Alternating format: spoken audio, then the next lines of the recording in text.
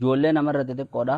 Namni guddaan yoo neefi fuudhe ija shari'aatiin maal jaama? Assalaamu alaikum warahmatullahi wabarakatuh.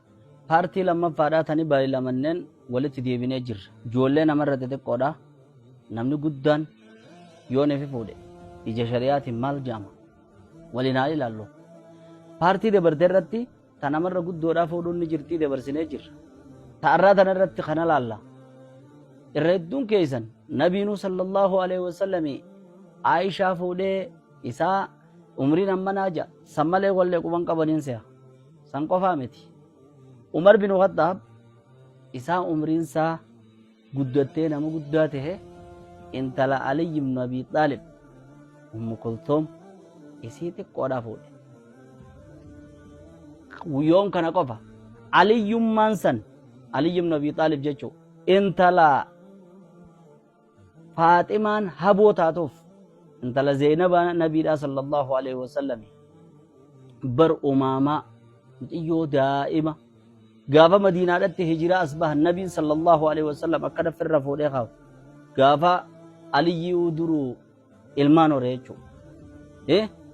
Intala san Nabiyyiin maali Ali ibn Abi Talib umrii isaa waggaa 60 dabre mucayyoo daa'ima fuudhe.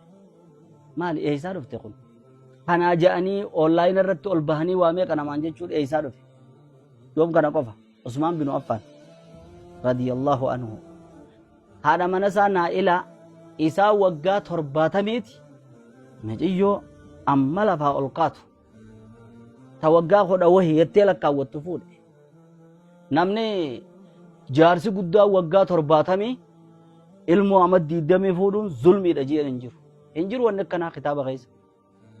Ulamaa'onni keenyaa fi du'aatonni keenya yeroodhaa da'awaa goonu maal namni jaalataa laaluudhaan miti.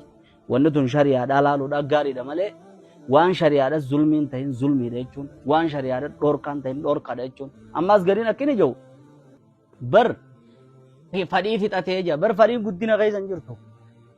Fadhiin uumama rabbiin nama keessatti uume jaarsa guddaa umriin deemte gariitiitu afurnaahumaan gootu kaja'u jira yaa jirana maaluma taatan mucaa daa'ima rabbiin fadhii keessaa fuudhee wallaansa bakka meeqaan deemanii ni jira dubbiin dhaabbata kanaaf kanaa miti fadhiidha jedhanii kanarra murteessuudhaa miti shari'aan jechuu saniif namni yoonii fi fadhii ifi hin qabaanne xiqqaa tahuu guddaa tahuu san ni wallaanama ammoo nama guddaa fadhiin qabu jechuun barbaachisaadhaa miti. Ani immoo waan dhiyoo tana deemu irratti wanni nin jechuu barbaadu sheekni keenya baarakallahu laka wa baaraka alayka wa jamaa bainakumaa fi khayr ammaaniin siin jaa yoon ife takkittiin irra qeeqa qabu tan inni haadha mana isaa dhungate san yoon ife kan isa duuba namni kaasee gallakkise tahuu baatte yoon ife immoo inni gallakkise san sirriidhaa mitiin jaa waan kana jeefi jira